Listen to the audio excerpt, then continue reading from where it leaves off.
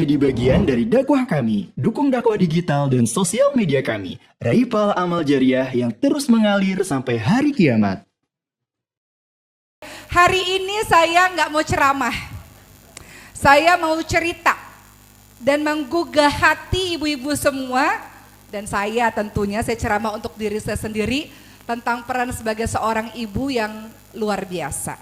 Saya mulai dengan satu cerita, boleh?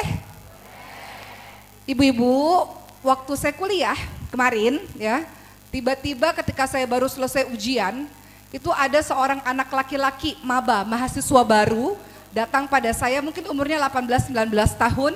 Kemudian beliau mengatakan, Ustazah boleh minta nggak video buat ibu saya? Saya pikir itu hal yang biasa, betul? Biasanya yang ngefans ibu-ibunya, anak-anaknya udah gak kenal lagi sama saya biasanya. Jadi saya katakan, oh ya boleh, nama ibunya siapa, mau buat videonya tentang apa. Kemudian beliau bercerita secara singkat tentang apa yang dilakukan oleh sang ibu yang membuat saya menahan air mata supaya tidak jatuh. Apa kata beliau? Ustazah, ibu saya orang hebat, kata beliau. Oh iya, Masya Allah, gimana ceritanya kalau boleh tahu? Kemudian kata beliau, ibu saya, mohon izin ya, ini cerita dari beliau yang membuat saya tergugah. Kata beliau, ayah saya adalah orang yang suka mukul istri dan anak-anaknya katanya. Suatu ketika saya juga dipukul, terus saya balas. Saya nggak salahkan Ustazah katanya. Kemudian saya diam saja, berusaha untuk memahami apa maksud dari ceritanya. Tapi saya udah minta maaf kok ke ayah saya. Intinya ibu saya adalah ibu yang mendukung pendidikan saya untuk saya belajar agama. Ayah saya mengatakan untuk apa belajar agama? Jadi ustadz gajinya kecil. Belajar agama nggak bisa kaya, nggak bisa jadi orang hebat.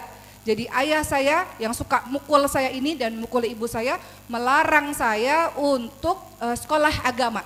Namun ibu saya nggak tahu status ibunya bercerai atau masih menikah, beliau tidak cerita. Tapi beliau cerita ibu saya bekerja sendirian mati-matian dengan tangannya sendiri untuk membiayai saya sampai saya datang ke Azhar ini katanya. Jadi saya ada di sini karena doa, semangat, harapan dan kerja keras dari ibu saya sehingga saya ada di sini. Cerita itu membuat dada saya bergetar dan saya butuh beberapa detik untuk membuat diri saya merasa baik-baik saja. Karena cerita ini membuat saya hampir menangis. Kemudian saya rekam anak tersebut berada di sisi saya, temannya merekam video tersebut dan saya katakan, ibu saya tidak kenal siapa ibu secara personal. Tapi saya sangat bangga dengan ibu. Tidak mudah menjadi ibu tunggal.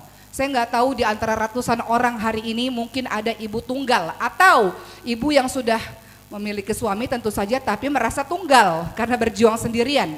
Saya katakan pada ibu tersebut dalam rekaman, saya bangga sekali pada ibu. Saya bangga atas keyakinan, harapan, semangat yang tiada putus. Ketahuilah ibu bahwa sebagian besar para ulama maka mereka adalah ibu-ibu tunggal. Sebagian besar dari ulama, sebutkan siapa, Imam Syafi'i, Imam Bukhari dan yang lain-lain, semuanya mereka memiliki ibu tunggal, artinya ayahnya telah tiada. Namun dengan keyakinan sang ibu, mereka bekerja dengan tangannya sendiri, mereka menghantarkan anak-anak itu jadi anak-anak besar, anak-anak yang menjadi ulama-ulama besar, dan itu semua berkat tangan dari seorang ibu tunggal. Maka saya katakan semoga Allah Subhanahu wa taala menjadikan anak di samping saya ini menjadi ulama besar, tidak hanya kebanggaan ibu tapi kebanggaan umat, kebanggaan Allah dan Rasulnya. Anak laki-laki itu mengusap matanya, mengusap air matanya dan akhirnya membuat saya katakan kamu bertanggung jawab besar ini, punya tugas besar untuk membanggakan hati ibumu, belajar sungguh-sungguh di Mesir ini. Itu satu cerita yang saya yakin bahwa banyak sekali cerita-cerita itu mungkin hampir serupa dengan cerita orang di luar sana. Ibu, berbahagialah kalau teman-teman memiliki keluarga ideal. Semua dari kita menginginkan keluarga kita sakinah mawaddah warahmah, betul? Makanya ada doa dalam surah Al-Furqan 74, doanya Rabbana hablana min azwajina wa dzurriyyatina qurrata a'yun waj'alna lil muttaqina imama. Kita berdoa kalau nanti pulang ke rumah lihat Quran itu di surah Al-Furqan 63 sampai ke 74 itu semua membahas mengenai ciri-ciri ibadur rahman, ciri-ciri hamba Allah yang soleh. Salah satunya adalah doa Rabbana hablana min azwajina wa dzurriyyatina qurrata a'yun waj'alna lil muttaqina imama. Apa arti doa itu? Kita minta kepada Allah agar pasangan dan anak keturunan jadi penyejuk hati. Kenapa doa itu harus kita ucapkan? Karena tidak semua keluarga kita, di antara kita, yang suami dan anak-anak jadi penyejuk hati. Semua orang punya masalahnya masing-masing, betul Bu? Ada rumah tangga yang harmonis, alhamdulillah. Alhamdulillah. Tapi tidak semua keluarga seperti keluargamu. Mereka menyimpan lukanya masing-masing yang mereka sembunyikan di dalam rumah tangga mereka. Maka doa ini wajib untuk diucapkan. Ada rumah tangga yang harmonis, kadang-kadang kita lihat Instagram, ya Allah suaminya romantis, ya Allah baik dan semuanya. Jangan banding-bandingkan hidup kita dengan hidup orang lain, karena semua orang ada air matanya masing-masing. Betul Bu? Ada rumah yang tiap hari ribut terus. Sebaliknya, ada rumah tangga yang silent marriage. Ini lebih mengerikan lagi. Bukan ribut lagi, udah nggak bicara lagi. Hidup masing-masing, kamu sibuk, saya sibuk. Hidup masing-masing, pulang nggak pulang terserah. Ada juga rumah tangga seperti itu, betul? Dan semua air mata itu engkau simpan sendiri di dalam rumahmu. Jadi untuk yang rumah tangganya baik-baik, alhamdulillah, berdoalah kepada Allah dan bersyukur. Bersyukur, tidak semua rumah tangga seperti rumah tangga dirimu. Tapi ada rumah tangga, misalnya nih ya, ada rumah tangga yang baik-baik, kemudian kita mengatakan istri harus patuh dan taat. Dalam hati orang yang rumah tangganya bermasalah, iya, karena suamimu seperti itu. Kalau suaminya begini gimana? Kamu gak merasakan apa yang ada di posisiku, ya kan? Oleh karena itu ceramah saya kali ini berusaha untuk mencoba dari berbagai macam sisi. Untuk rumah tangga yang baik-baik saja, bersyukurlah kepada Allah Subhanahu wa taala. Suamimu baik, suamimu sabar, suamimu mengayomimu, alhamdulillah. Suamimu menjadi imam dan contoh dan guru bagimu, alhamdulillah. Bersyukur. Kadang-kadang kalau dia tiada baru engkau menyesal. Dan untuk teman-teman yang Allah uji rumah tangganya, bersabar. Bahwa Allah memberikan kebaikan kepadamu dari sisi yang lain. Mungkin ujian ada dalam keluargamu, betul kan ibu-ibu semua? Tidak ada manusia yang sempurna, ujiannya masing-masing, betul? Ada rumah tangga yang baiti jannati, itu semua harapan kita. Kadang-kadang kalau kita dengar ceramah, ya itu sih cocoknya yang rumah tangganya harmonis, lah rumah tangga saya yang misalnya kenapa-napa misalnya gitu kan. Kayaknya nggak cocok nih ceramahnya gitu kan. Makanya hari ini kita coba bedah dari berbagai macam sisi. Yang rumah tangganya sedang tidak baik-baik saja maupun yang rumah tangganya sedang baik-baik saja, Al-Furqan 74 untuk berdoa selalu. Karena kita ingin pasangan kita dan anak-anak kita jadi penyejuk hati. Walaupun pada aplikasinya kadang-kadang jauh daripada itu. Tapi kan tidak ada yang tidak mungkin. Walau orang berkata watak orang tidak bisa dirubah, tapi kan tidak ada yang tidak mungkin. Dengan doa yang kau panjatkan terus menerus, betul nggak teman-teman semua? Dan jadikan dalam doa tersebut artinya jadikanlah aku contoh untuk orang-orang lainnya ya. Jadi contoh teladan, jadi imam untuk orang-orang yang bertakwa. Jadi doa itu teman-teman semua. Hari ini di antara ratusan orang di sini, kita punya cerita kita masing-masing dalam mengurus anak-anak kita. Mengurus anak-anak, nasihat buat saya, perlu hati yang bahagia, betul? Perlu kepala yang waras, badan yang sehat. Pertanyaannya kalau kita sedih terus, gimana kita bisa ngasuh anak-anak kita? Kalau kita punya masalah dengan siapapun itu, suami, mertua, siapa, bagaimana kita bisa mendidik anak-anak kita dengan baik? Betul nggak teman-teman semua? Yang ada kita lagi pusing karena hal-hal itu, kemudian anak kita kena. Berisik banget, diam apa? Kita bisa saja berkata begitu. Kita tahu semua ilmu parenting, kita tahu Allah bilangnya begitu begini, kita tahu hadis Rasul, hadis nyuruhnya begitu begini. Tapi ketika terjadi sesuatu dalam hidup kita, yang kita punya masalah dengan yang lain, hati kita nggak baik-baik saja, apakah bisa tetap baik pada anak? Tergantung. Maka kewajiban bagi saya dan kita semua, teman-teman semua, ini saya baru ceramah beberapa menit, udah ada yang netes-netes air mata, saya tahu. Udah pakai tisu-tisu nih. Karena relate kisahnya sebagian orang. Banget ya. Nggak mudah ibu-ibu semua. Jadi yang ingin saya sampaikan pada ibu semua adalah kebahagiaanmu tidak tergantung pada siapapun. Tidak tergantung pada pasanganmu, tidak tergantung pada mertuamu. Mungkin ada yang masalah dengan mertua misalnya. Gak bergantung dengan siapa-siapa, tidak. Kebahagiaanmu kau ciptakan sendiri, kau bertanggung jawab untuk bahagia. Kenapa kau harus bahagia? Karena anak-anakmu butuh ibu yang bahagia. Dolim rasanya, anak-anakmu harus menanggung sesuatu yang sepantasnya dia tidak tanggung. Jadi saya nasihat untuk diri saya sendiri, ibu. Wahai ibu, perjalanan hidup tidak mudah. Ibu punya kejadiannya masing-masing. Dalam surah Al-Baqarah 155 Allah senantiasa mengingatkan, "Walanabluwannakum bisyai'in minal khaufi wal ju'i wa naqsin minal amwali wal anfusi wath thamarat wa basyirus sabirin." Allah akan menguji kita semua dengan takut. Pernah takut enggak dalam hidup? Kadang-kadang Allah uji dengan kelaparan, ada ujian-ujian berupa finansial misalnya. Kekerasan kan ada 4, Bu. Kekerasan dalam fisik, ya dipukul dan sebagainya. Kekerasan fisik ada, kekerasan verbal. Enggak pakai pukul, tapi semua kata-katanya membuat engkau depresi dan trauma. Direndahkan atau dihina dan sebagainya. Kekerasan verbal ini nggak berbekas, nggak kayak kekerasan fisik berbekas. Tapi itu juga makanya sekarang banyak isu mental health, betul? Karena orang-orang yang berada dalam wilayah kekerasan verbal ini kadang-kadang nggak sadar, sampai tiba-tiba dia depresi. Makanya sekarang banyak pergi ke psikolog, psikiater, kemudian ke hipnoterapi karena depresi. Itu kekerasan verbal. Kemudian yang ketiga kekerasan finansial. Diberikan ekonomi yang tidak cukup dalam keluarga atau kekerasan seksual misalnya. Jadi kekerasan ada macam-macam. Jadi dalam hidup kita, dalam surah Al-Baqarah 155, Allah menguji kita dengan apa saja? Allah menguji kita dengan takut. Kadang-kadang ibu takut dan setiap manusia akan merasa takut apapun itu. Kadang-kadang kau merasa kelaparan, kekurangan harta, kekurangan jiwa, maksudnya apa? Ada yang orang kau cintai meninggal terlebih dahulu misalnya. Kekurangan buah-buahan, namun beritakan kabar gembira untuk orang yang sabar, kata Allah. Sabar itu apa? Ketika ditimpa ujian dia katakan, inna lillahi wa inna ilaihi roji'un. Apa makna dari kalimat inna lillahi wa inna ilaihi roji'un? Kalimat ini singkatnya menghilangkan kemelekatan dalam diri kita. Semuanya dari Allah kembali pada Allah. Artinya pasangan bukan milik kita, anak-anak bukan milik kita, semua yang ada pada dirimu bahkan dirimu sendiri bukan milikmu. Ini ngomongnya gampang, pelaksanaannya gak mudah. Pelaksanaannya gak mudah. Sewaktu-waktu pasangan, anak-anak, harta, jabatan, segalanya bisa Allah ambil.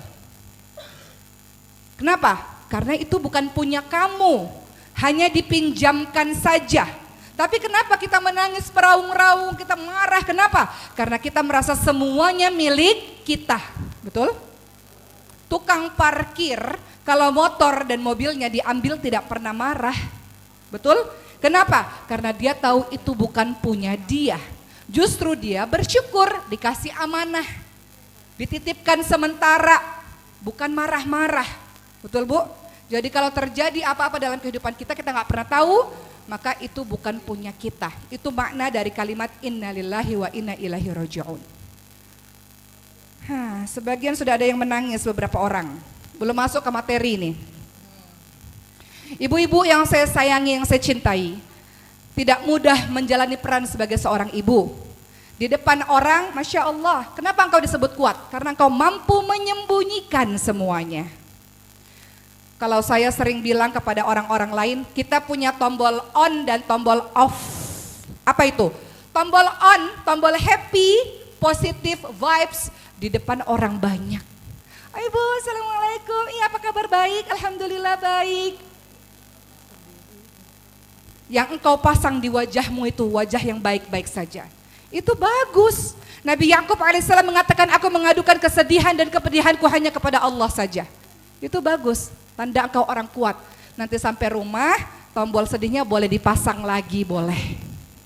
Tapi di depan orang banyak, engkau strong, engkau kuat, engkau menyebarkan kebahagiaan, keceriaan karena kesedihanmu di depan Allah saja. Hari ini saya ceramah bagi ibu-ibu yang hatinya sedang gak baik-baik saja. Bagi ibu-ibu yang hatinya baik-baik saja, alhamdulillah. Tapi siap-siap, setelah baik-baik akan sedih lagi, pasti. Karena semua kehidupan digilir oleh Allah, betul? Dalam surah Al-Anbiya 35 dikatakan kullu nafsin dha'iqatul maut wa nabluukum bisyarri wal khairi fitnah. Allah akan menguji dengan kebaikan, dengan keburukan, dengan keceriaan, dengan kesedihan. Jadi hari ini engkau yang sedang baik-baik saja, jangan terlalu euforia, jangan terlalu show off. Jangan pamer-pamer kemesraanmu di sosial media berlebih-lebihan. Karena kau tak pernah tahu kehidupan orang lain, mungkin sangat menyedihkan dan lebih menyedihkan kalau dia melihat gambar-gambar yang kau posting di sosial mediamu. Wajar saja. Jadi orang-orang yang hidupnya bahagia-bahagia saja, sebentar lagi rodamu akan ke bawah dan kau akan sedih. Jadi jangan terlalu bergembira, euforia sampai lupa dengan segala sesuatu, membanggakan terlalu berlebih-lebihan. Kau pikir tidak ada orang yang iri dengki denganmu? Ada pandangan namanya ain. Ada orang yang iri dengki dengan kebahagiaan yang kau miliki. Roda itu akan ke bawah. Untuk engkau yang sedang bersedih, yakinlah, itu roda tidak selamanya di bawah. Perlahan-lahan kesedihanmu akan sirna. Setelah hujan badai akan ada pelangi. Saya mau bacakan surat Ad-Duha. Ibu-ibu baca surat Ad-Duha, coba buka sambil lihat artinya juga. Dalam surat Ad-Duha, saya ingin menyampaikan pada ibu-ibu semua bagaimana Allah Subhanahu wa taala tidak pernah meninggalkan kita.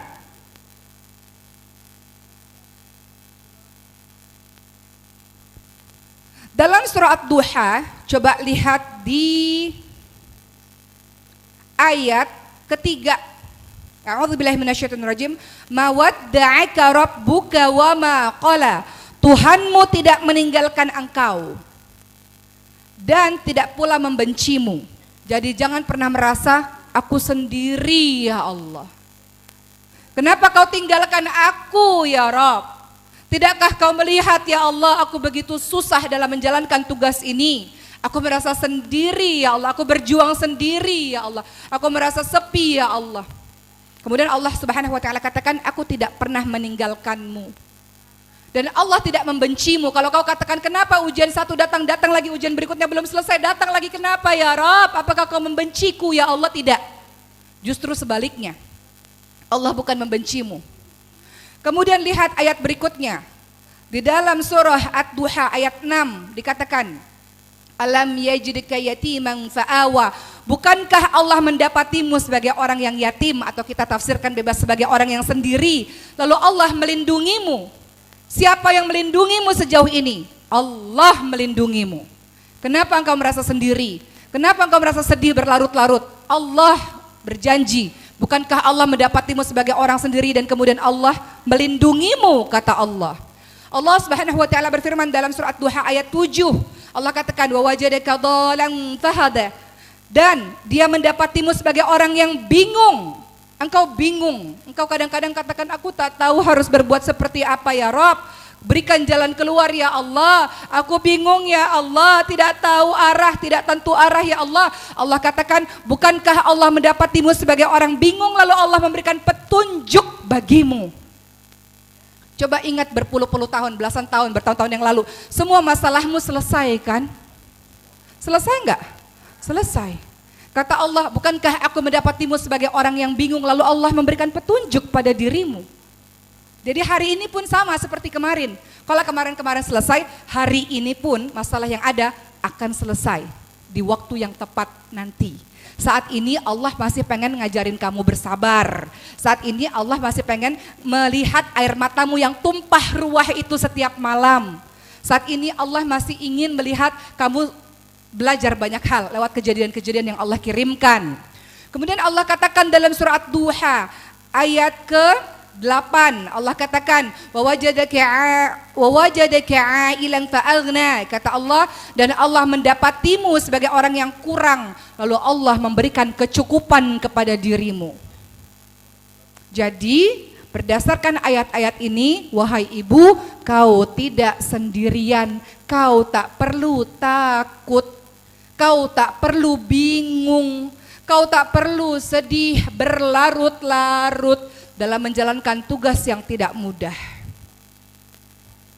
Nanti kalau suatu hari di sini kan di antara ratusan orang ada ibu-ibu yang bahagia, alhamdulillah. Ceramah ini tidak akan relate kalau ibu-ibu sedang dalam kondisi yang baik-baik saja.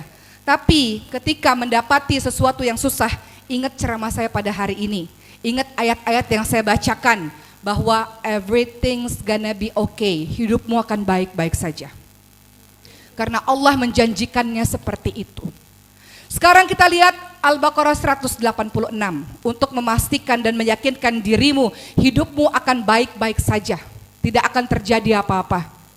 Apa yang terjadi dalam hidup kita teman-teman semua adalah cara Allah mengajarkan kita. Bukankah kalau kita pergi ke dokter, dokter memberikan obat yang rasanya pahit? Ada nggak obat rasanya manis banget kayak permen, kayak coklat? Rasanya pahit, nggak enak. Sama seperti sekarang Allah lagi ngasih obat buat kita, kadang-kadang nggak enak. Tapi kemudian akan menjadi baik. Dalam Al-Baqarah 186, saya bacakan artinya. Allah Subhanahu wa taala berfirman, "A'udzubillahi minasyaitonir rajim. Wa idza sa'alaka 'ibadi 'anni fa inni qarib ujibu da'watad da'i idza da'an. Falyastajibu li wal yu'minu bi la'allahum yarshudun." Kata Allah Subhanahu wa taala, dan apabila hamba-hambaku bertanya, "Ya Allah, Engkau di mana ya Allah?" Apa kata Allah? Katakan, "Aku dekat. Aku sangat dekat. Aku lihat semua yang terjadi pada dirimu. Aku dengar, aku tahu." Allah Subhanahu wa taala katakan, "Aku sangat dekat." Jadi kenapa kau merasa sendiri? Kenapa kau merasa takut? Kenapa kau merasa tak mampu? Kalau kau tanya, "Ya Allah, Engkau di mana ya Rabb? Datangkan pertolonganmu ya Allah." Kata Allah, "Aku dekat." Apa kata Allah? "Aku mengabulkan doa-doa orang-orang yang berdoa kepadaku." Artinya semua doa-doamu itu dikabulkan. Nanti kita bahas. Asalkan mereka beriman kepadaku dan asalkan mereka menuruti perintahku. Tapi aku berdoa belum dikabulkan. Karena Allah mengabulkan doa dengan 3 cara. Hari ini kau minta, Allah langsung berikan. Ya Allah, aku miskin, mau kaya. Tiba-tiba besok dapat sesuatu, jadi kaya raya misalnya. Ya Allah, aku mau anakku jadi bayi, ya Allah. Yang tadinya terlibat, nauzubillah min dzalik, kenakalan remaja misalnya atau apapun itu, tiba-tiba jadi baik. Atau sebaliknya, suamiku ya Allah, tiba-tiba jadi baik misalnya. Jadi Allah mengabulkan doa dengan 3 cara. Hari ini berdoa langsung dikabulkan. Kedua, Allah kabulkan doa dengan cara Allah mengganti dengan yang lebih baik. Misalnya ada contoh, ya Allah sembuhkan penyakitku, Allah nggak sembuhin. Misalnya Allah nggak sembuhin, tapi justru dengan dia sakit dia semakin taat dan patuh kepada Allah Subhanahu Wa Taala. Karena kalau dikasih sehat mungkin dia lupa kepada Allah Subhanahu Wa Taala. Ya Allah mau kaya, Allah nggak kasih karena belum pantas jadi kaya. Ibu kalau minta kaya kata Allah ntar dulu, ntar kalau jadi kaya jadi belagu lagi gitu. Ya, kalau kaya jadi sombong, OKB orang kaya baru, nggak biasa pegang duit, tiba-tiba pegang duit banyak jadi sombong. Mendingan miskin aja. Kalau miskin tetap taat kepada Allah. Oke, yang ketiga, ingatlah bahwa semua doa-doa yang kau panjatkan semua bernilai pahala di sisi Allah Subhanahu Wa Taala. Ada kisah, perhatikan baik-baik Bu. Ada kisah, ada seorang nih, udah tinggal masuk neraka atau masuk surga, udah ditimbang sama Allah di hari akhir. Ketika dia pada akhirnya sudah diputuskan masuk ke neraka Allah, terus kata malaikat, tunggu. Terus kata orangnya, kenapa? Tunggu, ada hal yang belum terhitung yang menyebabkan kamu masuk ke surganya Allah, gak jadi masuk neraka. Apa itu? Doa-doamu beberapa belum dikabulkan oleh Allah di dunia. Dan ternyata doa-doa itu bernilai pahala di sisi Allah. Doa-doa itulah yang menghantarkan dia akhirnya masuk ke surga Allah, gak jadi masuk neraka. Kata orang ini, andaikan aku tahu hal ini, ya sudah, alangkah lebih baik doaku di dunia gak dikabulkan aja, biar aku mendapatkan derajat tinggi di surganya Allah Subhanahu Wa Taala. Jadi berdasarkan kisah ini, semua doa-doa yang kau panjatkan tidak ada yang sia-sia. Baik doa itu dikabulkan sekarang, atau baik doa itu digantikan dengan jauh yang lebih baik yang kau tak paham, atau doa itu menjadi pundi-pundi pahala bagimu. Kau katakan, aku sudah berdoa tidak dikabulkan. Tidak, itu pundi-pundi pahala bagimu yang mengangkatmu ke derajat surga yang lebih tinggi lagi. Perhatikan apa kata orang itu, andaikan aku tahu balasannya seperti ini, aku meminta agar semua doaku tidak dikabulkan di dunia, agar Allah balas di hari akhir. Jadi jangan pernah mengatakan, kenapa aku berdoa kau tidak kabulkan ya Allah. Jangan pernah berkata seperti itu. Karena tak ada yang sia-sia di hadapan Allah Subhanahu wa taala. Kembali lagi tentang seorang ibu yang akan saya kaitkan dengan ibu rumah tangga. Karena ibu rumah tangga ini luar biasa. Healingnya apa healingnya ibu rumah tangga? Healingnya pengajian ini. Betul? Makanya harus buat pengajian. Kalau enggak stres. Betul? Saya mau cerita sedikit tentang Siti Hajar. Siti Hajar. Siti Hajar seorang ibu yang mengajarkan kita tentang ketangguhan. Saya mau cerita dulu tentang diri saya katakan dengan Siti Hajar. Ibu, semua dari kita pengen punya anak sehat, betul? Dulu saya kalau ngelihat anak dengan berkebutuhan khusus atau anak dengan sindrom dan sebagainya, saya cuma bilang, ibu sabar ya punya anak yang seperti ini, mudah-mudahan anak ini anak surga. Klise, betul? Sangat klise. Kalimat saya ini tidak dari hati karena saya tidak pernah merasakannya. Ketika Allah takdirkan saya dengan anak sindrom, anak saya yang keempat sindrom Bu, kelainan langka, namanya sindrom Prader-Willi. Singkat cerita, ketika anak itu lahir dia harus masuk NICU, dia tidak menangis, dia tidak bergerak. Ketika bernafas dia perlu alat bantu napas namanya CPAP. Ketika dia makan harus ada selang masuk ke lambungnya. Dia punya hipotonia, otot yang lemah. Semuanya dalam kehidupan kita perlu otot. Mengedipkan mata perlu otot, bergerak perlu otot, bernafas perlu otot, makan perlu otot, menangis perlu otot, semua perlu otot. Ketika ototnya lemah dia nggak bisa ngapa-ngapain dan semuanya pakai alat bantu. Jadi saya nggak dengar anak saya nangis. Saya nggak lihat anak saya bergerak. Untuk bisa bergerak, panitia coba siapkan video Sulaiman yang dari NICU sampai dia bisa jalan. Teman-teman, anak saya berjuang. Untuk angkat kepala dia harus melakukan terapi. Dia nangis pada saat terapi karena terlalu sakit mungkin. Untuk bisa berjalan menegakkan tangan dan kaki dia pakai besi. Bertahun-tahun ya, berbulan-bulan pada saat itu sampai akhirnya dia bisa jalan. Pada saat itu ibu dengarkan cerita saya karena saya ingin ibu bersyukur dan tidak lagi pukul anaknya. Tidak lagi teriak-teriak kepada anaknya. Tidak lagi mencaci maki anaknya karena anak ibu sehat. Kalau ibu masih begitu, tukar aja anaknya jadi anak yang sakit, yang baring, gak bisa ngapa-ngapain. Seperti ibu-ibu di luar sana. Saya ingin katakan pada ibu semua, ketika anak saya dalam kondisi seperti itu yang ada di NICU, NICU adalah ICU untuk anak kecil. Saya datang ke rumah sakit, anak saya masih di NICU, dan anak saya belum menangis pada saat itu. Kemudian di rumah sakit banyak anak-anak menangis. Ibu tahu apa yang saya bilang dalam hati? Wahai ibu, bersyukurlah anak-anak itu menangis. Di luar sana termasuk saya, kami merindukan anak-anak kami bisa menangis. Anak saya nggak bisa nangis Bu. Dan saya rindu dengan tangisan itu. Jadi anak nangis, anak rewel, anak cerewet, jangan dimarahin, dia sehat, dia bisa bicara. Banyak anak di luar sana, ibu-ibu punya anak yang berjuang untuk anaknya bisa bicara, ibu-ibu semua. Ketika saya lihat di rumah sakit, anak-anak lari ke sana kemari, ketawa ke sana kemari, saya katakan dalam hati, ibu jangan dimarahin. Anak ibu sehat. Dia bisa lari ke sana kemari, otomatis anak saya berjuang dengan rasa sakit yang luar biasa untuk dia bisa berjalan. Jadi jangan zalim wahai para ibu. Kau marahi anakmu karena menangis berlarut-larut, kau marahi anakmu karena terlalu lincah. Itu yang dirindukan ibu-ibu di luar sana termasuk saya pada masa itu. Kami berjuang luar biasa untuk anak itu bisa nangis, untuk bisa bersuara. Kami berjuang luar biasa untuk anak itu bisa berjalan. Dengan semua tetesan air matanya dia. Si anak ini, anak masih kecil ini. Jadi janganlah lisanmu itu atau tanganmu itu usil dengan anakmu. Kita bisa mendidik betul, Islam boleh memukul, tapi pukulan yang seperti apa? Pukulan yang tidak menyakitkan, tidak berbekas. Pukulan yang tidak menyakitkan, yang membuat dia kaget saja, bukan berlebih-lebihan. Apalagi kata-kata engkau menyakiti anak-anakmu. Kau pikir kau orang dewasa, dia anak-anak, kau pikir dia tidak merekam apa yang dia peroleh selama ini dari dirimu? Sekarang lagi rame inner child, lagi rame masalah luka masa kecil. Dan kita nggak mau anak-anak kita mengalami trauma masa kecil gara-gara kita yang bodoh ini, yang nggak tahu parenting ini, yang udah ngaji tapi nggak sabar. Semua ilmu parenting nggak akan ada hasilnya kalau nggak ada sabar di dalamnya. Betul nggak? Semua ilmu parenting kita belajar Quran bilang begitu, begini, begitu. Tapi kalau nggak sabar semuanya buyar. Kesabaran itu siapa yang kasih? Kesabaran itu karena ada ilmu. Makanya kita belajar hari ini, dan kesabaran itu karena pertolongan dari Allah Subhanahu wa taala. Kita bisa buka videonya? Video Sulaiman?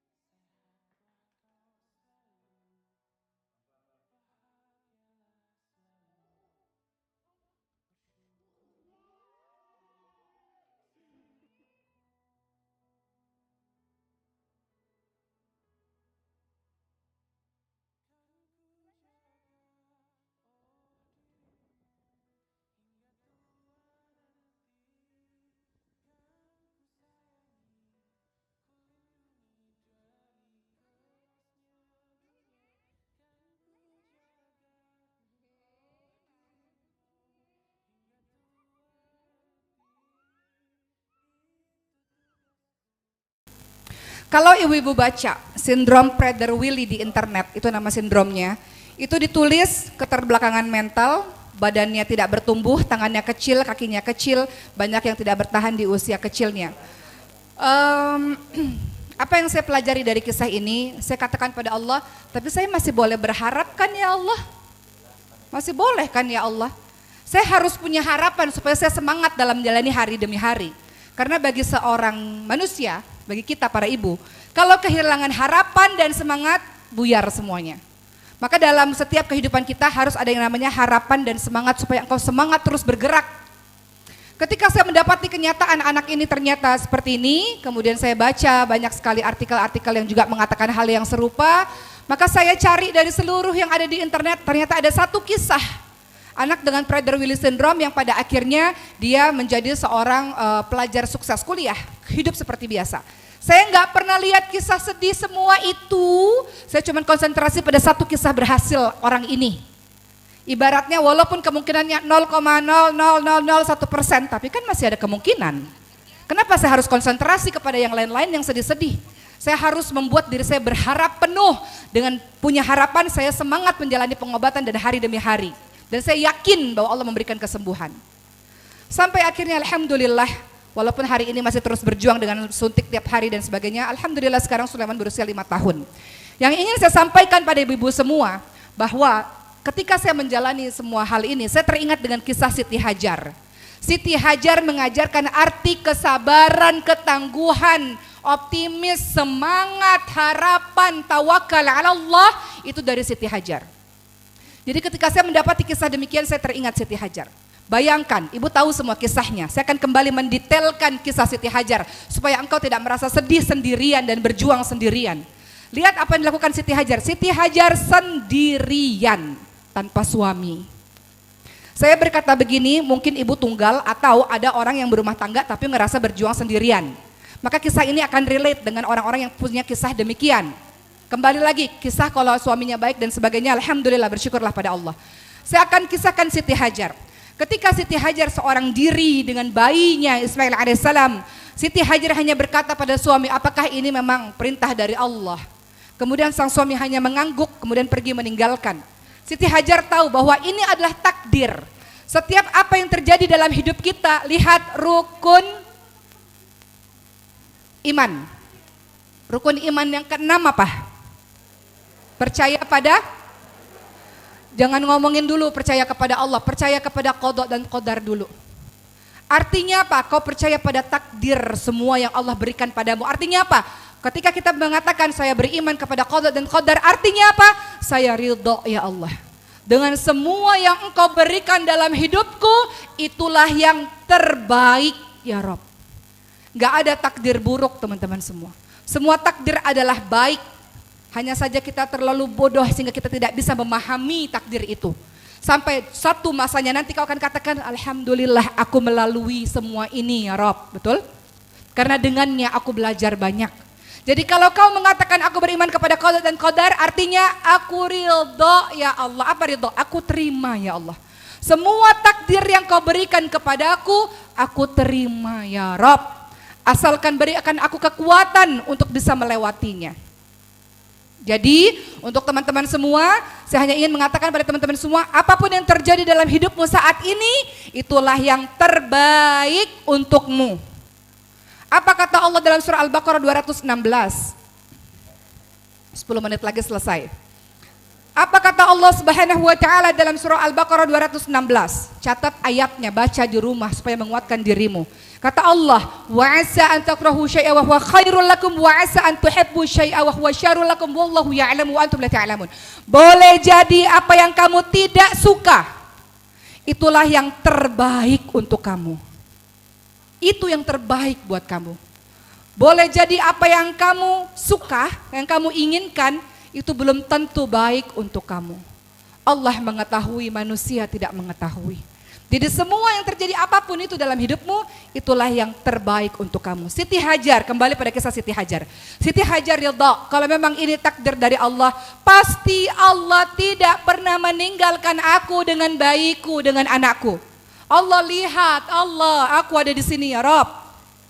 Siti Hajar mengajarkan pada kita bergantung penuh kepada Allah Subhanahu wa taala.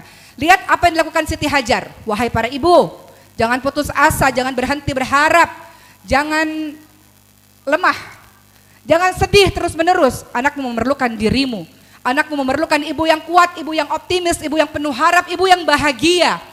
Dan kau harus menjadi ibu yang bahagia untuk membahagiakan orang lain, untuk membahagiakan anakmu. Apa yang dilakukan Siti Hajar ketika berada bersama dengan sang bayi di Mekah yang tidak ada air, tidak ada tumbuhan, tidak ada manusia, tidak ada siapa-siapa, gurun. Bagaimana bisa hidup seperti ini? Ibu semua tahu kisahnya, tapi kita kurang mendalami, menghayati. Anak itu diletakkan, kemudian berpikir, nggak bisa terus-menerus menangis, tidak bisa meratapi nasib, apalagi menyalahkan Allah. Bukan solusi. Solusi nggak? Kalau cuma nangis, gimana, kenapa nasibku begini, solusi nggak? Nangis boleh. Kita nggak boleh abaikan perasaan kita, boleh kok nangis.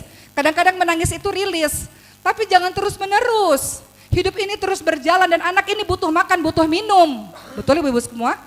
Yang dilakukan Siti Hajar, diletakkan anak itu berpikir, apa yang harus saya lakukan ya Allah? Walaupun kelihatannya nggak mungkin, nggak ada air, nggak ada tumbuhan, nggak ada manusia, tapi dia bergerak, dia lakukan sesuatu.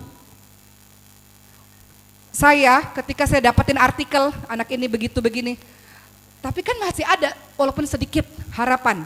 Saya harus bergerak dong. Siti Hajar bergerak kok, walaupun kelihatannya nggak mungkin ada jalan keluar, tapi dia bergerak. Dia lakukan sesuatu. Dia nggak diam, dia nggak nangis terus menerus. Apa yang dilakukan Siti Hajar? Berlari dengan telanjang kaki ke bukit Sofa yang sangat tinggi. Sampai di bukit Sofa, di mana ada air, di mana ada tumbuhan, di mana ada manusia. Anakku hampir mati kehausan. Di mana ada air? Turun ke bukit Sofa, lari ke ujung sana ke bukit Marwa. Begitu 7 kali bolak-balik. Bergerak, masih bergerak. Walaupun di otaknya ini nggak ada air, nggak ada kehidupan ini. Tapi kan nggak mungkin kita diam aja. Maka beliau melakukan sampai titik darah penghabisan. Semua pengorbanan perjuangan seorang ibu, belajarlah dari kisah Siti Hajar. Dia nggak berhenti, beliau nggak putus asa. beliau nggak menangis meratapi nasib, beliau nggak lemah. Bangkitlah wahai para ibu. Buat anak-anakmu lebih hebat dibandingkan dengan dirimu. Buat derajat anak-anakmu lebih tinggi dibandingkan dengan dirimu. Mereka perlu ibu-ibu yang hebat, ibu yang kuat, ibu yang bangkit, ibu yang waras, ibu yang bahagia. Dan kau yang bertanggung jawab untuk membuat dirimu seperti itu, bukan orang lain. Gimana aku bisa bahagia, begitu begini. Kita yang menciptakan kebahagiaan diri kita sendiri. Kau yang cari kebahagiaanmu sendiri. Untuk siapa? Untuk anak-anakmu, untuk darah dagingmu yang harus hidup baik, lebih baik dibandingkan hidupmu. Maka yang dilakukan Siti Hajar setelah berjuang ke sana kemari, akhirnya Allah melihat perjuangannya. Allah nggak tidur, Allah lihat setiap detik perjuangan yang dilakukan oleh Siti Hajar, setiap peluh, setiap keringat, setiap air mata, setiap kesakitan, setiap susahnya Siti Hajar Allah lihat. Nggak mungkin Allah diam saja dengan semua amal saleh yang dilakukan oleh Siti Hajar, perjuangan seorang ibu. Maka Allah berikan air zam-zam untuk Siti Hajar. Dan akhirnya anak itu bisa makan, minum, dan akhirnya menjadilah kota Mekah seperti yang sekarang. Dari cerita Siti Hajar, saya hanya ingin mengingatkan pada ibu-ibu semua bahwa ibu tidak mudah menjadi seorang ibu. Kadang-kadang kau diuji dengan gak punya duit itu menyakitkan, betul? Apalagi gak punya duit ketika orang yang kita cintai sakit. Gak punya duit untuk sekolahin anak menyakitkan. Kita mau kasih kebaikan untuk anak kita tapi kita gak ada duit, itu menyakitkan. Menjadi seorang ibu gak mudah, uang belanja sedikit misalnya, ya dari suami misalnya. Atau kehidupan hati kita lagi gak baik-baik aja, gak mudah.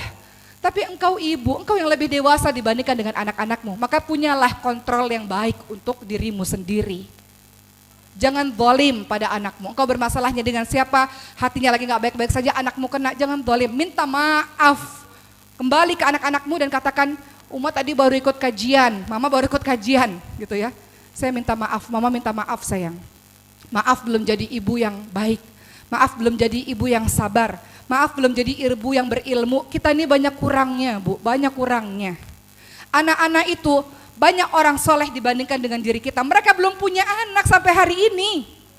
Padahal sholat malamnya tiada putus, Qur'annya lebih banyak. Allah kirimkan anak itu untuk kita yang belum soleh ini karena Allah percaya menitipkan hambanya itu kepada kita. Maka tugas kita terus belajar. Kalau orang tanya ngapain sih belajar terus, untuk anak-anak saya. Ini amanah dari Allah Subhanahu wa taala. Allah ingin mereka jadi pejuang-pejuang. Ini amanah. Makanya harus belajar terus. Karena saya masih bodoh, maka saya harus terus belajar. Mereka tanya ngapain sih belajar terus, karena saya bodoh. Jadi saya harus terus belajar. Setidaknya untuk anak-anak yang Allah percayakan kepada saya, 4 anak buah hati ini yang Allah percayakan kepada saya, ini hamba-hambanya Allah yang Allah titipkan kepada saya. Dan bagaimana cara mendidiknya kalau tanpa ilmu? Makanya ibu harus terus belajar. Bagaimana cara membuat masa kecil mereka menyenangkan? Kalau ibunya bahagia, hatinya bahagia. Maka ibu, semua ayat-ayat yang saya sebutkan tadi, mudah-mudahan menjadi penyemangat bagi ibu-ibu semua. Saya nggak banyak bahas ayat pada hari ini. Karena tadi niat saya, ceramah itu bergantung ya bu, beda-beda. Ada ceramah yang memang kita bahas ayat demi ayat, ayat demi ayat. Tapi hari ini, entahlah mengapa, saya juga nggak tahu. Tapi hati saya mengatakan, saya mau menguatkan ibu-ibu semua yang ada di sini. Mudah-mudahan apa yang saya sampaikan masuk ke hati-hati sebagian ibu-ibu. Dan berguna bagi hati sebagian ibu-ibu. Untuk menjadi semangat dan menjadi lebih kuat untuk anak-anak kita. Terakhir kisah ibundanya Imam Bukhari. Ibu tahu Imam Bukhari? Periwayat hadis yang sangat terkenal, kalau kita baca hadis-hadis riwayat Bukhari, begitu kan? Beliau itu orang Uzbekistan, bukan orang Arab, nggak bisa bahasa Arab dulu, karena memang itu kan orang Uzbekistan punya bahasanya sendiri. Kalau ibu ke Uzbekistan ada tempat namanya Bukhara, dari situlah disebut Imam Bukhari. Dulu waktu kecil beliau buta bu, nggak bisa lihat. Ibunya ke sana kemari memberikan pengobatan, berdoa pada Allah tiap hari, nangis. Semua orang bilang, semua tabib mengatakan nggak bisa sembuh. Ibunya terus mengangkat tangannya berdoa. Tiba-tiba ibunya tertidur di atas sejadah, didatangi seseorang dalam mimpi. Allah menyembuhkan anakmu lantaran banyaknya air matamu yang menangis di atas sejadah. Maka ketika dia bangun, tiba-tiba anaknya bisa lihat. Jadilah Imam Bukhari yang seperti yang kita kenal seperti hari ini. Berdasarkan dari kisah itu, kullu kalam ad-du'a, semua perkataanmu adalah doa wahai ibu. Hati-hati dalam berucap.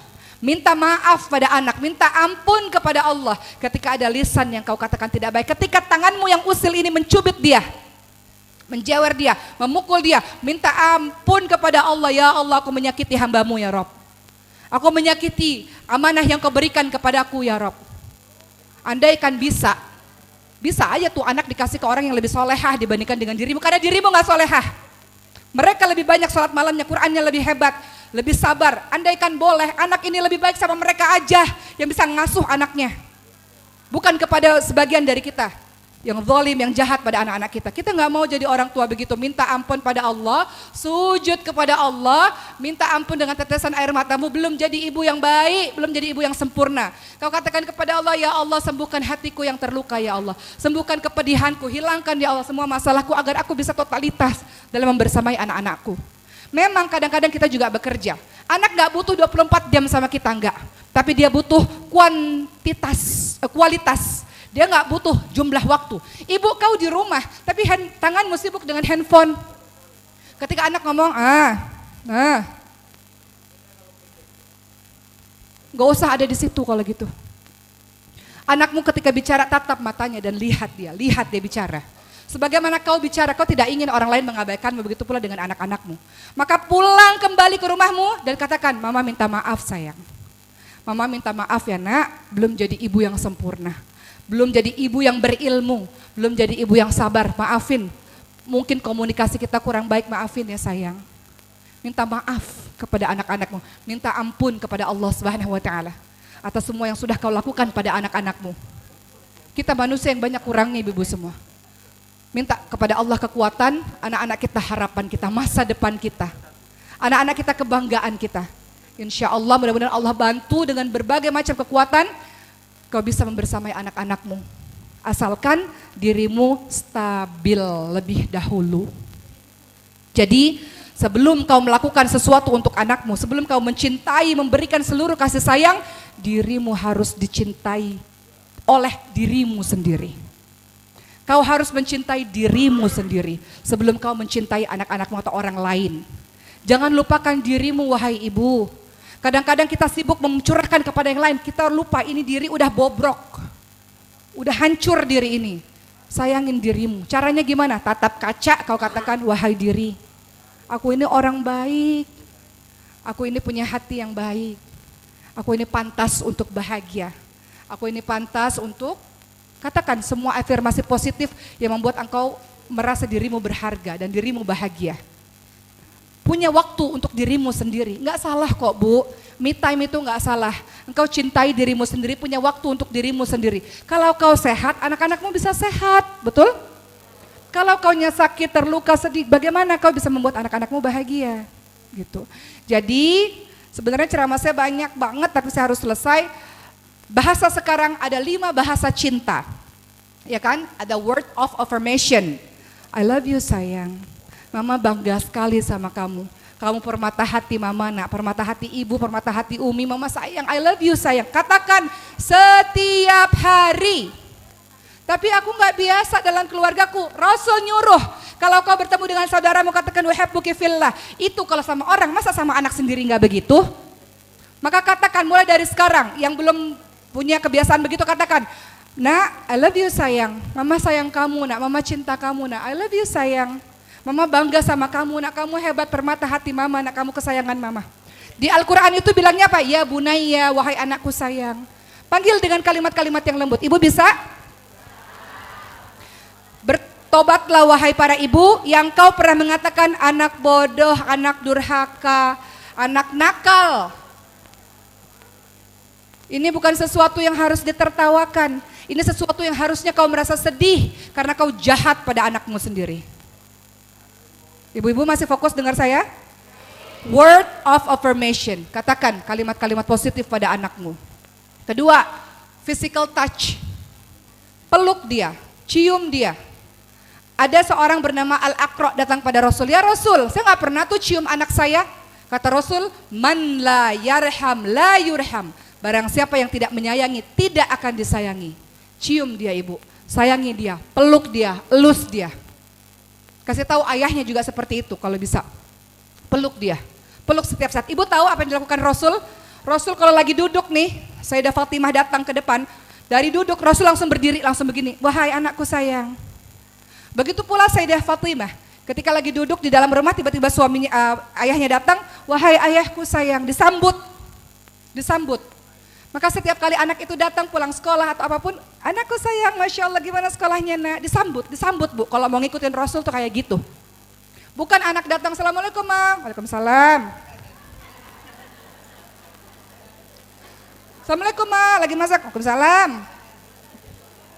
Kan bisa taruh sebentar, iya sayang, Assalamualaikum, gimana, Waalaikumsalam nak, dipeluk, gimana hari ini sayang, kan bisa. Udah habis Umah, ya. Ketiga, ini udah mau habis kok. Ketiga, apa tadi? Quality time, waktu yang berkualitas. Ibu kerja nggak ada masalah Bu. Asalkan ketika waktu bersama dengan anak, betul-betul manfaatkan waktu bersama dengan anak. Saya cerita sedikit, saya juga ibu yang bertugas banyak di luar sana.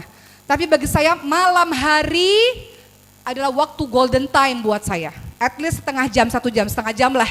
1 jam lah kalau bisa. Di malam hari kita akan review seluruh anak masuk kamar. Kemudian saling bercerita, nak seharian gimana sayang?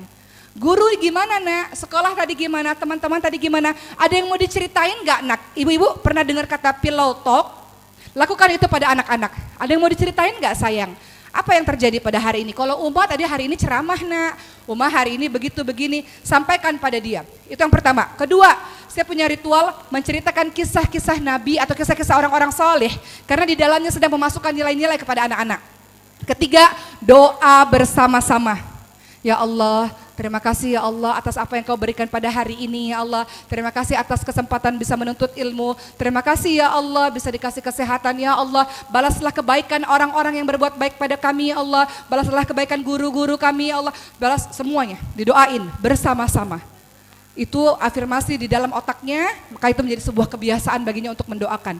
Saya katakan pada anak saya, Maryam mau jadi apa? Kita doa bareng-bareng nak. Ya Allah mudahkanlah Maryam ngafalin Quran ya Allah, selesai Qurannya. Kata anak-anak lainnya, aku juga ya Allah, Khadijah juga ya Allah, Ibrahim juga ya Allah. Terus Khadijah mau doa apa? Ya Allah, Khadijah mau jadi orang kaya ya Allah.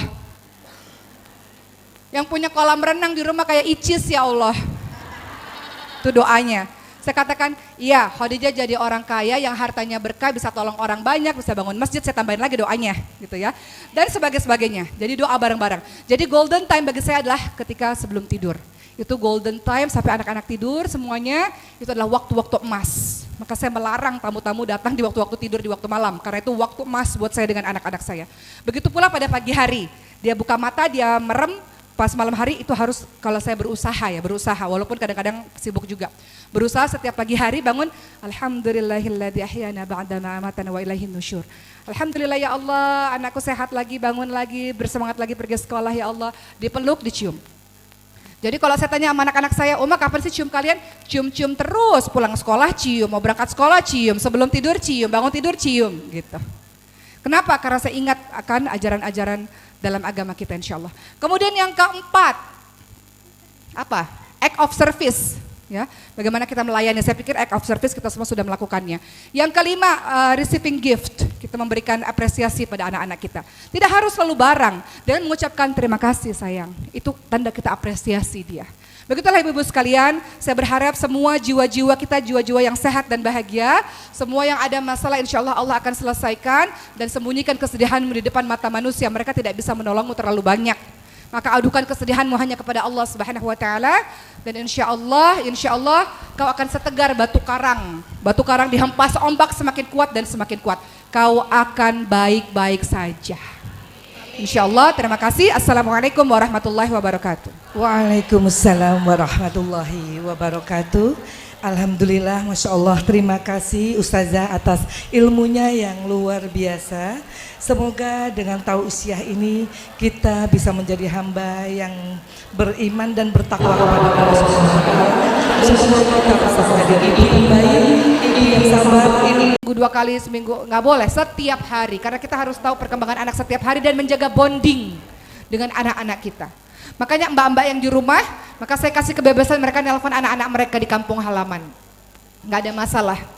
Jadi jangan pernah merasa bersalah ibu, kita punya kehidupan yang berbeda, ada orang yang harus bekerja karena satu dan lain hal, engkau ibu yang hebat, Masya Allah ibu yang kuat, di satu sisi masih jadi peran sebagai ibu, di satu sisi engkau juga bekerja, mudah-mudahan Allah nilai engkau sebagai orang yang berjihad di jalan Allah SWT, dan anakmu akan bangga memiliki ibu yang kuat sepertimu insya Allah.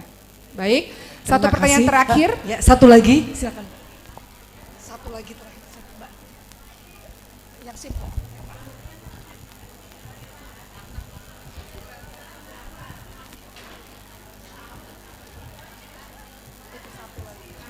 Ibu, sebelum saya mulai, saya minta maaf kalau ada kata-kata saya yang dinilai terlalu keras. Semata-mata ini memotivasi diri saya. Kadang kalau terlalu lembut nanti nggak semangat ibunya, ya. Jadi mohon maaf kalau saya menggunakan diksi ibu kita ini bodoh. Saya minta maaf kalau menggunakan kata-kata yang mungkin bagi sebagian orang tidak nyaman didengar di telinga. Tapi saya berpikir bahwa dengan kata-kata itu menguatkan diri saya dan kita semua. Untuk menggugah hati kita lebih bersemangat mengasuh anak-anak kita. Begitu ya Bu?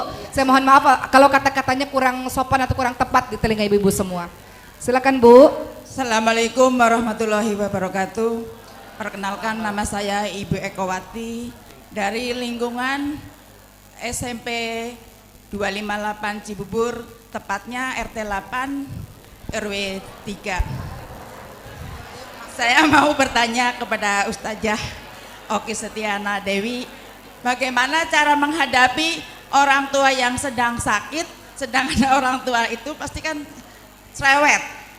Nah, kita gimana cara menyikapinya supaya kita ikhlas mengurus orang tua yang sedang sakit.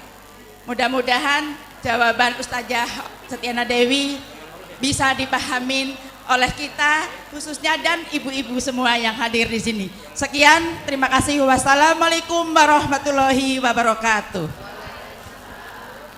Ibu-ibu tenang boleh. Ibu-ibu gelisah kenapa? Saya masih di sini nggak pergi. Ibu-ibu menjawab pertanyaan tadi. Bagaimana merawat ibu yang sakit? Oh, itu susah sekali. Dan itu hanya bisa dirasakan oleh mereka yang pernah ngurusin ibu yang sakit. Ibu yang nggak sakit aja luar biasa. Kan orang tua makin cerewet, makin sensitif, betul? Apalagi udah tua sakit lagi. Itu menguji kesabaran luar biasa. Saya tayangkan satu video dulu.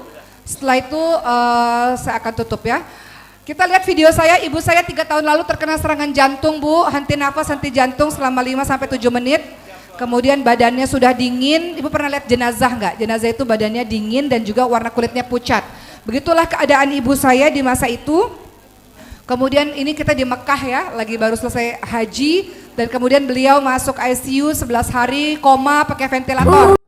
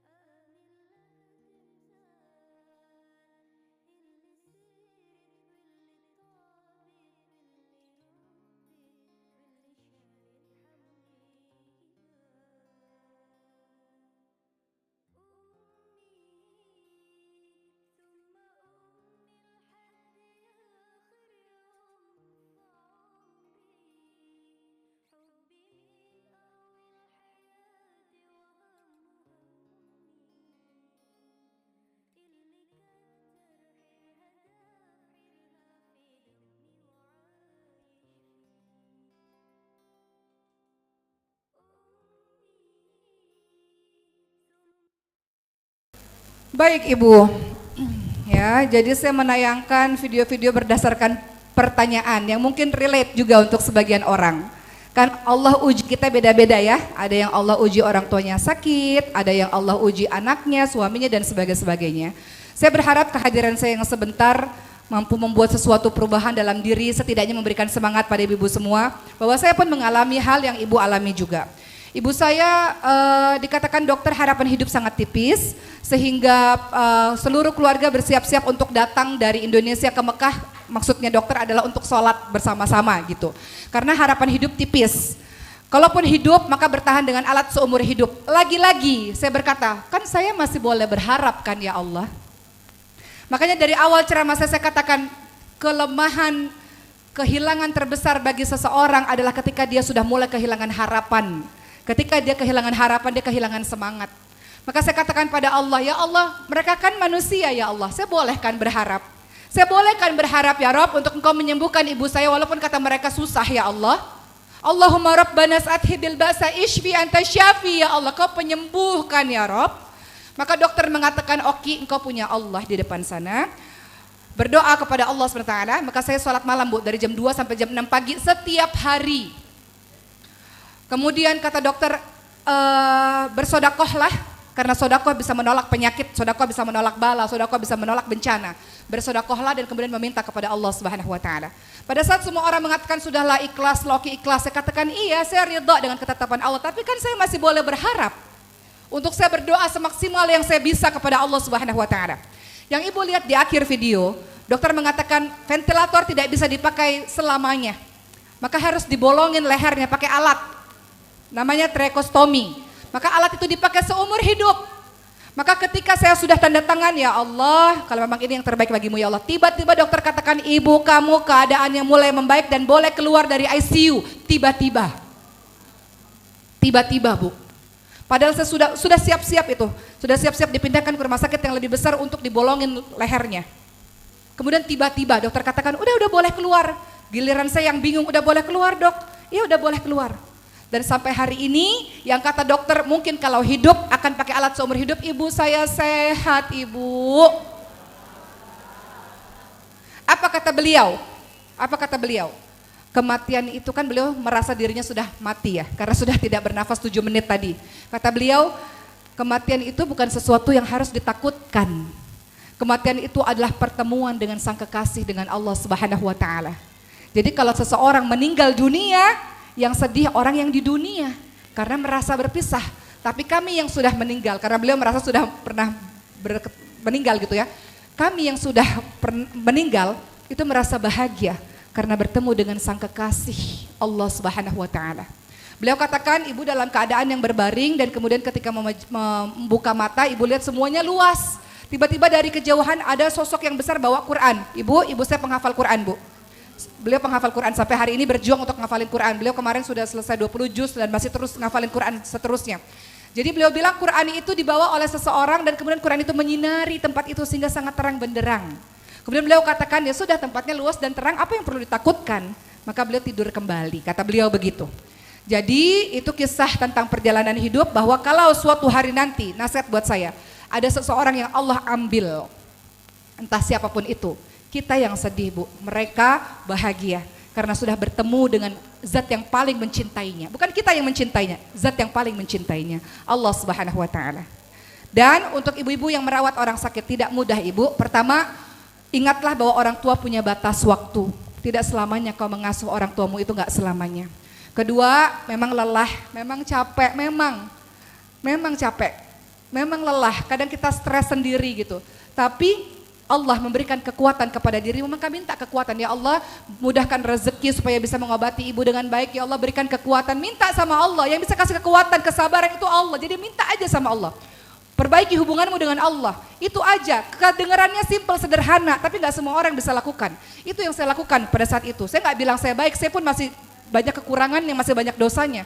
Tapi siapa yang bisa menguatkan saya pada hari itu? Bu, nggak ada. Ketika dokter mengatakan susah, harapan hidup tipis. Gimana dok? Susah, harapan hidup tipis. Kepada siapa saya berharap? Kepada siapa saya meminta kekuatan untuk diri saya sendiri, untuk merawat ibu saya? Itu saya di Mekah Bu, sendirian merawat ibu saya. Keluarga semuanya ada di Indonesia. Gimana saya kalau saya nangis terus menerus, gimana saya ngasuh ibu saya, ngerawat ibu saya.